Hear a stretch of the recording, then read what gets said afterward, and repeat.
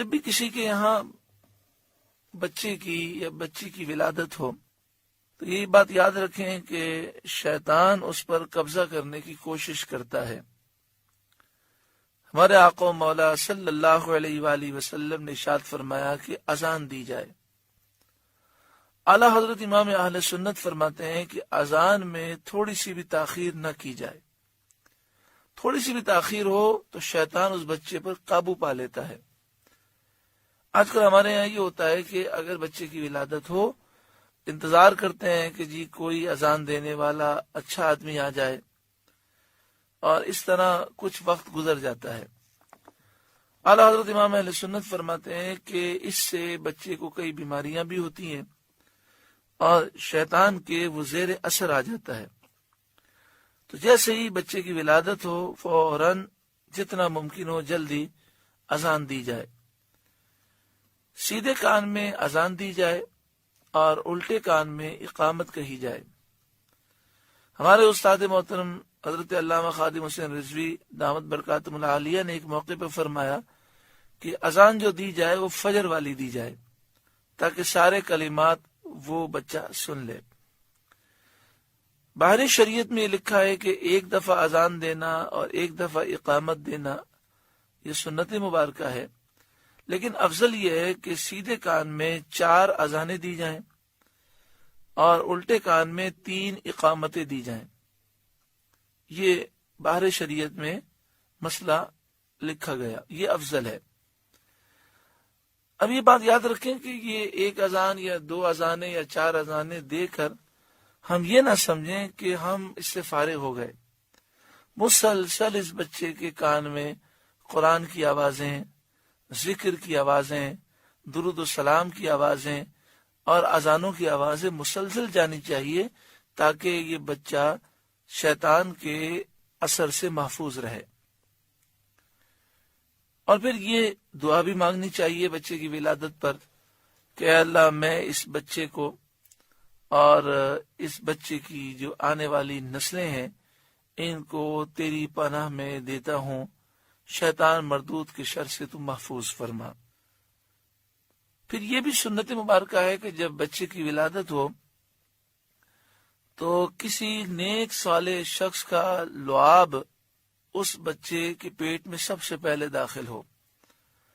صحابہ کرام کا طریقہ یہ تھا کہ نبی اکرم صلی اللہ علیہ وآلہ وسلم کی خدمت میں فوراً لے کر آتے۔ پیارے آقا صلی اللہ علیہ وآلہ وسلم کھجور اپنے منہ مبارک میں رکھ کر اسے آپ چباتے، تو چبانے سے کھجور میں آپ کا لعاب دہن مبارک لگ جاتا، اور پھر آپ یہ کھجور بچے کے تالو پر رکھتے۔ اس طرح لعاب دہن مبارک بچے کے اندر منتقل ہو جاتا۔ حضرت امام حسن امام حسین کی ولادت کے بعد پیارے آقا صلی اللہ علیہ وسلم نے اپنی زبان مبارک ان کے منہ میں آپ نے رکھی اور وہ حضور صلی اللہ علیہ وسلم کا لعاب دہن مبارک چوستے چوستے سو گئے۔ تو کسی نیک آدمی، کسی ولی کامل شخص کا لعاب جو ہے وہ سب سے پہلے بچے کی خوراک بنے۔ یہ بہتر ہے، جسے تحنیک کہتے ہیں۔ تو تحنیک کا طریقہ یہ ہوتا ہے کہ کھجور لے کر اسے نیک شخص وہ چباتا ہے، اور چبانے سے کھجور پر اس کا لعاب لگ جاتا ہے، اور وہ کھجور صرف بچے کے تالو پر ٹچ کی جاتی ہے تو اس سے لعاب جو ہے بچے کے جسم میں داخل ہو جاتا ہے۔ بچے کا نام مبارک رکھنا چاہیے، اچھا نام رکھنے چاہیے اور نسبت سے نام رکھنے چاہیے۔ جدید کے چکر میں ایسے نام نہیں رکھنے چاہیے جس کے اثرات برے ہوں۔ بعض لوگ ایسے عجیب و غریب نام رکھتے ہیں۔ ایک نے مجھ سے یہ سوال کیا، اور یہ کوئی فرضی سوال نہیں ہے، حقیقت ہے۔ اس نے کہا کہ ہم اپنی بچی کا نام علینا رکھنا چاہ رہے ہیں۔ میں نے کہا یہ نام تو صحیح نہیں ہے۔ تو انہوں نے کہا یہ تو ہم نے نام قرآن مجید فرقان حمید سے لیا ہے۔ میں نے کہا کیسے لیا آپ نے؟ کہنے لگے قرآن پاک ہاتھ میں لے کر ہم نے کھولا، تو کھولنے کے بعد جو صفحہ کھلا اس پر جس لفظ پر ہماری نگاہ پڑی ہم نے کہا بس یہی نام رکھنا ہے۔ تو میں نے کہا کہ علینا کے معنی ہے ہم پر، یہ تو کوئی معنی نہیں بنتے۔ کہنے لگے جی قرآن سے لیا ہے۔ میں نے کہا قرآن پاک میں تو جہنم کا بھی تذکرہ ہے، فرعون کا بھی ہے، قارون کا بھی ہے۔ تو قرآن مجید فرقان حمید سے نام لینے کے معنی یہ ہیں کہ اللہ والوں کے نام رکھیں، ایسا لفظ نام میں رکھیں جس کے معنی بہت اچھے ہوں۔ یہ ہمیں پیارے آقا صلی اللہ علیہ وآلہ وسلم نے سکھایا۔ آپ نے فرمایا سارے ناموں میں افضل جو نام ہے وہ عبداللہ ہے، عبد الرحمن ہے، محمد ہے اور احمد ہے۔ یہ 4 نام کی فضیلتیں ہیں۔ اور ایک حدیث پاک میں کسی نے عرض کیا یا رسول اللہ صلی اللہ علیہ وسلم، میرے یہاں بیٹے کی ولادت ہوئی، نام ارشاد فرمائیے۔ تو آپ نے فرمایا کہ اس شخص کے نام پر نام رکھو جو شخص اللہ کو سب سے زیادہ محبوب ہے، وہ حمزہ بن عبد المطلب ہیں، سید الشہداء حضرت حمزہ رضی اللہ تعالی عنہ کا نام پیارے آقا صلی اللہ علیہ وسلم نے ذکر کیا۔ تو آپ دیکھیں انداز یہ سکھایا گیا کہ نام رکھو اس کے نام پر جو اللہ کو محبوب ہے۔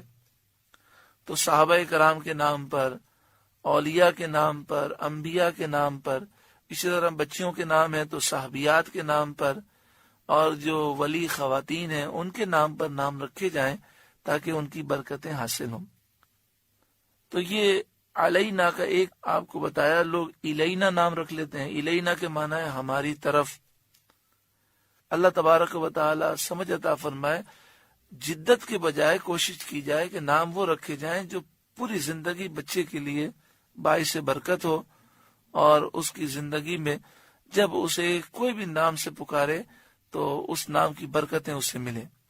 اچھا، پھر ہمارے یہاں پر یہ بھی مسئلہ ہے کہ جو اصل نام ہوتا ہے اس سے بچے کو نہیں پکارتے، اور وہ نام بگاڑ کر دوسرے نام جو ہے وہ ہم اپنی طرف سے رکھ کر پکارتے ہیں۔ تو یاد رکھیں کہ جس نام سے بچے کو پکاریں گے اس نام کے اثرات بچے میں پیدا ہوں گے۔ تو اس لیے اچھے نام رکھیں اور انہی اچھے ناموں سے بچوں کو پکاریں، انشاءاللہ تعالی اس کے اچھے اثرات ہوں گے۔ ہاں، یہاں پر یہ بھی سمجھ لیں کہ بچے کی ولادت کے بعد جب 7 دن گزر جائیں، 7واں دن ہو تو حدیث پاک کے مطابق اس کا عقیقہ کیا جائے۔ بہتر یہ ہے کہ بچے کے لیے 2 بکرے ہوں اور بچی کے لیے 1 بکرا یا بکری ہو۔ عقیقے کے بعد بچے کے بال صاف کیے جائیں اور ان بالوں کے وزن کے برابر چاندی یا سونا اللہ کی راہ میں خیرات کیا جائے۔ بال کٹانے کے بعد بچے کے سر پر زعفران پانی میں ملا کر وہ ملی جائے، یہ افضل ہے۔ عقیقے کا جو گوشت ہے وہ سب کھا سکتے ہیں جس طرح قربانی کا گوشت ہوتا ہے۔ اس میں یہ جو باتیں مشہور ہیں کہ نانا نہیں کھا سکتا، نانی نہیں کھا سکتی، فلاں نہیں کھا سکتا، یہ سب باتیں من گھڑت ہیں۔ جس طرح قربانی کے گوشت کو ہر مسلمان کھا سکتا ہے، اسی طرح عقیقے گوشت کو بھی ہر مسلمان کھا سکتا ہے۔ عقیقے گوشت میں بھی افضل یہی ہے کہ عقیقے کے بعد اس جانور کے 3 حصے کیے جائیں، 1 حصہ اپنے گھر والوں کے لیے، 1 رشتہ داروں کے لیے اور 1 حصہ غریبوں کے لیے ہو۔